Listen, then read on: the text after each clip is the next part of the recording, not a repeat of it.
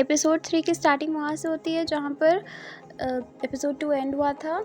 ज़ेंडुरू सैंगज़ी को बोलती है कि चलो मुझे कुछ दिला दो, मेरे पास पैसे नहीं हैं, और वो उसको लेकर जाती है। वो सैंगज़ी भी मान जाती है, लेकिन ड्वान जियाशु जो कि सैंगज़ी को लेने आया हुआ था स्कूल से पिकअप करने के लिए, क्योंकि सैंगज़ी के पैर पे चोट लगी थी, तो जब सैंगज़ी उसको नहीं मिलती है तो वो बहुत परेशान हो जाता है और स्कूल में देखता है तो गार्ड बोलता है कि देखो स्कूल खाली हो गया और मैं क्लास में चेक करके आ चुका हूँ, क्लास में कोई नहीं था।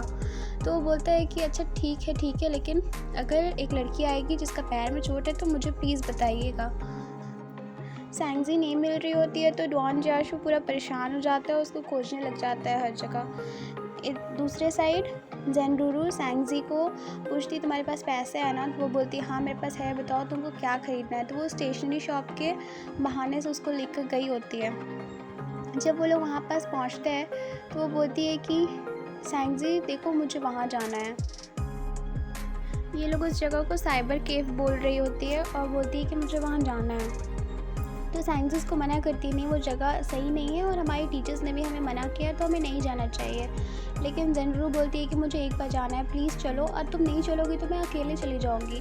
फिर वो उसका हाथ छुड़ा करके अकेले चली जाती है और सैंगज़ी को ये देखकर अच्छा ही लगता है कि ज़ेंडुरू अकेले जा रही है इतना डेंजरस स्पेस में, तो वो उसके पीछे पीछे चली जाती है। दूसरे साइड में ड्वान जियाशु उसको हर जगह ढूंढ रहा होता है सैंगज़ी को। एक शॉप ओनर से पूछता है तो वो बताते हैं कि हाँ ऐसी लड़की तो अभी कुछ देर पहले वहाँ सामने गई है। दूसरी साइड 3 लड़कियाँ ज़ेंडुरू को टीज़ कर रही होती है और सैंगज़ी भी वहीं पर होती है। वो तीनों लड़कियाँ ज़ेंडुरू से पैसे मांग रही होती है और उसके पास पैसे नहीं होते और वो उसकी चोटी खींच रही होती है। तो ज़ेंडुरू बोल देती है कि देखो मेरी फ्रेंड के पास थोड़े पैसे हैं। तो वो लोग सैंगज़ी के पीछे पड़ जाती है और सैंगज़ी को धक्का मारती है और उसका वॉलेट छीन लेती है और फिर उसमें से 50 युआन निकालती है और बोलती है बस इतने से, और हंसने लग जाती है। वो लोग बुली कर रही थी इन दोनों को क्योंकि वो लोग सीनियर्स थी। और उसके बाद फिर सैंगज़ी के बैग को छेड़ती है और बोलती है कि अरे इसमें तो कुछ नहीं है, और सारा सामान निकाल करके फेंक देती है। सैंगज़ी को बिल्कुल अच्छा नहीं लग रहा होता है। उसके बाद सैंगज़ी को गाल में 2-3 बार टैप करती है ज़ोर ज़ोर से और बोलती है कि कल पैसे आ जाने चाहिए, और ज़ेंडुरू को भी वही बोलती है। उसके बाद ये लोग को बेगर्स बोलते हुए हंसते हुए वहाँ से चली जाती है।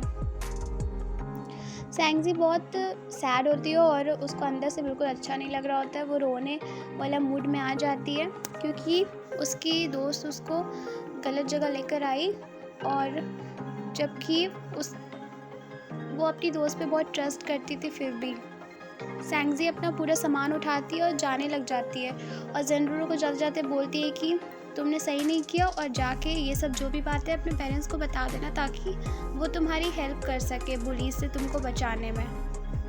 फिर सैंगज़ी ज़ेंडुरू को बाय बोल करके वहाँ से आगे बढ़ जाती है। सामने में ड्वान जियाशु खड़ा होता है तो सैंगज़ी उसको देख के थोड़ा इमोशनल हो जाती है क्योंकि वो ऐसे ही रोने वाले मूड में थी। तो वो जा कर के ड्वान जियाशु को हक कर लेती है और रोने लग जाती है। फिर वो लोग एक दुकान में बैठे होते हैं और ड्वान जियाशु उसको ड्रिंक ला के देता है थोड़ा पीने के लिए ताकि वो थोड़ी फ्रेश फील करे, और उससे पूछने लग जाता है कि क्या हुआ था, अब बोलो मुझे। तो वो बोला कि किसी ने तुमको बुली किया क्या? तो वो बोली हाँ।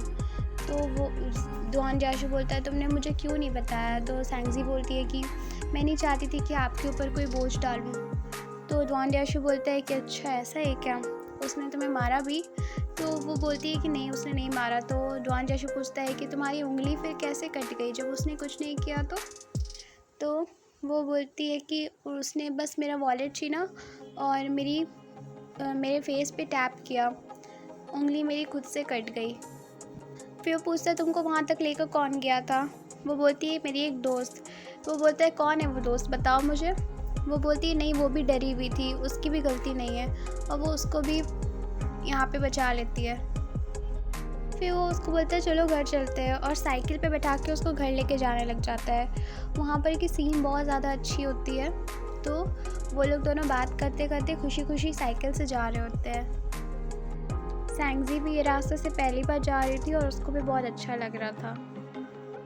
तो ड्वान जियाशु जब उसको घर छोड़ने लग जाता है तो उसको बोलता है ये जाके अपने पेरेंट्स को बता देना और सैंगयान को ये बताना ताकि वो तुम्हारी हेल्प करे। तो वो बोलती है हाँ अच्छा ही होगा अगर वो मेरा मजाक ना उड़ाए। तो डॉन जाशू बोलता है अगर वो तुम्हारा मजाक उड़ाएगा तो मुझे बताना। फिर वो उसको कुछ पैसे दे देता है और वो अंदर चली जाती है और झाँक करके उसको जाते हुए देखती है। फिर वो अपने रूम में आके बैठ के सारी चीज़ें सोचती है, उसके साथ क्या क्या हुआ, उसके और डॉन जाशू के सारे मोमेंट्स को वो याद करती है और उसको अच्छा लग रहा होता है। फिर वो ड्राइंग भी करती है वैसे ही सोचते हुए, कुछ कुछ लिखती भी है और बहुत खुश होती है। फिर दूसरे दिन जब वो स्कूल से निकलती है तो सामने में सैंगयान, उसके दोस्त लोग, डॉन जाशू सब लोग खड़े रहते हैं और वो इग्नोर करके भागने लग जाती है। तो सैंगयान बोलता है ओ लिटिल डेमन कहाँ जा रही हो, मैं इधर हूँ, इधर आ जाओ।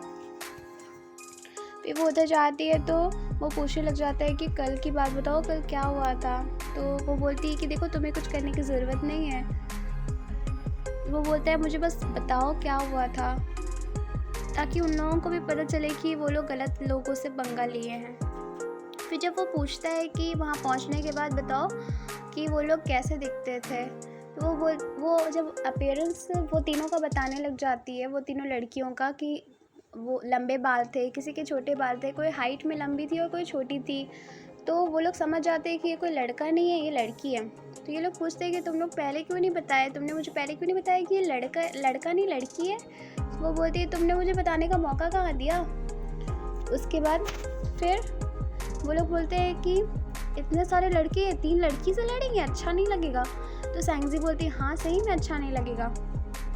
तो सैंगयान अपने एक फ्रेंड को सैंगजी के साथ बोलता है खड़े रहने के लिए, और वो फी और डॉन जाशू तीनों जाते हैं। सैंगजी सैंगयान के दोस्त से पूछती है कि तुमको क्या लगता है उन लोगों की फ़ाइट होगी क्या। तो वो लड़का बोलता है कि नहीं, अगर लड़की होगी तो सिर्फ बात करके आ जाएंगे ये लोग, उसको समझा करके। फिर वो लोग आगे बढ़ते हुए देखते हैं वो लड़की लोग सिगरेट पी रही होती है और हंस रही होती है। तो सैंगयान आ करके उसको सिगरेट छीनता है और अपने पैर से मसल देता है और बोलता है इतनी छोटी सी उम्र में सिगरेट पी रही हो तुम लोग। फिर वो बोलता है कि तुमने कल मेरे बहन के साथ क्या किया था। तो वो बोलती है कि मैंने कुछ नहीं किया। तो वो बोलता है कि तुमने उसके पैसे लिए, वॉलेट लिए और उसको मारा भी।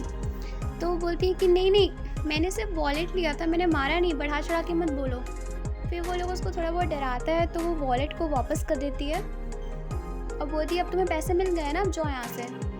फिर डॉन जाशू और सैंगयान उसको डराने लग जाते हैं और डॉन जाशू उसको डराते हुए उसके पास आके बोलता है कि देखो हम लोग नहीं चाहते कि बुरी तरह से तुम लोगों से बात करें, और तुम लोगों को भी ये बात सही नहीं है कि अपने से वीक इंसान पर तुम लोग बुली करो और उन लोगों को परेशान करो, ये सब बिल्कुल अच्छी बात नहीं है। और तुम लोगों को पढ़ाई पे ध्यान देना चाहिए, इतनी छोटी उम्र में ये सब नहीं करना चाहिए। उसके बाद उन तीनों लड़कियों को समझा करके वो लोग वापस आ जाते हैं। तो सैंगयान सैंगजी को जो चॉकलेट दिया होता है, लॉलीपॉप, उससे ले लेता है और डॉन जाशू से मजाक करने लग जाता है। तो सब लोग हंसते हैं वहाँ पर और सैंगजी अपना वॉलेट दे करके खुश हो जाती है। और सैंगजी कुछ जो पैसे डॉन जाशू ने उसको दिए थे वो रिटर्न करने लग जाती है। तो वो बोलता है कि रख लो, इससे कैंडी खा लेना तुम। तो बोलती है अच्छा ठीक है 21 तुम रख लो, बाकी की मैं कैंडी खा लूँगी। तो बोलता है okay fine, thank you for returning my money, ऐसे करके ले लेता है। फिर वो लोग घर जाने लग जाते हैं। फिर सैंगजी के बचपन का दिखा रहा होता है कि वो डॉन जाशू के बारे में लिख रही होती है कुछ, और उसको बचपन से ही डॉन जाशू पे बहुत क्रश होता है, तो उसको वो बहुत पसंद भी होता है। तो वो उसका हर एक चीज़, उसका दिया हुआ हर एक चीज़ को बहुत संभाल के रखती है और उसके बारे में कुछ लिखती है।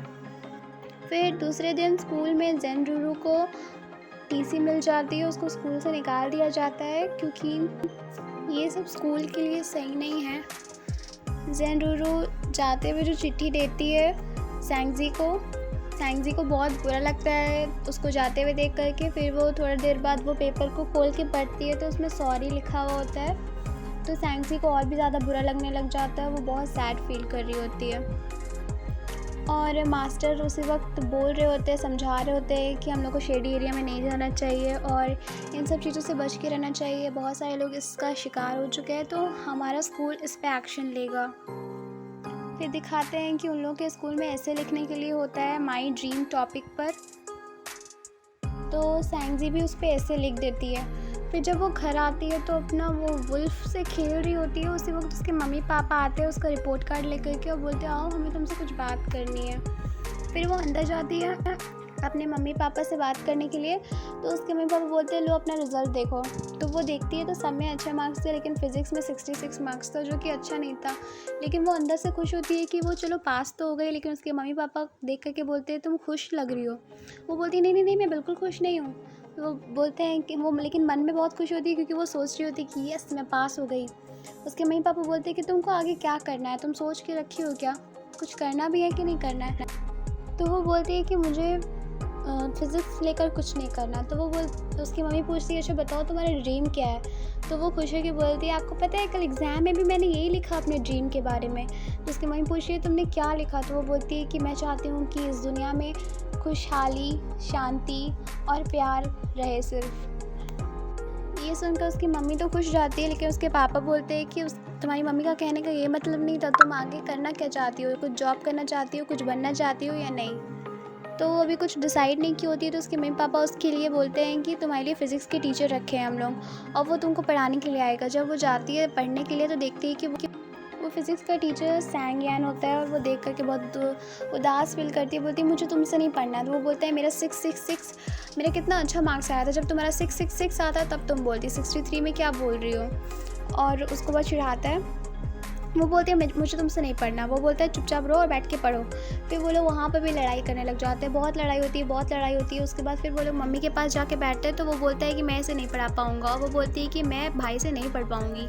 उसकी मम्मी उसके लिए एक दूसरा ट्यूशन रखने का बोलती है और वो आके सैंगजी को बताती है कल से 10 बजे वो तुम्हें पढ़ाने आएगा तो रेडी रहना।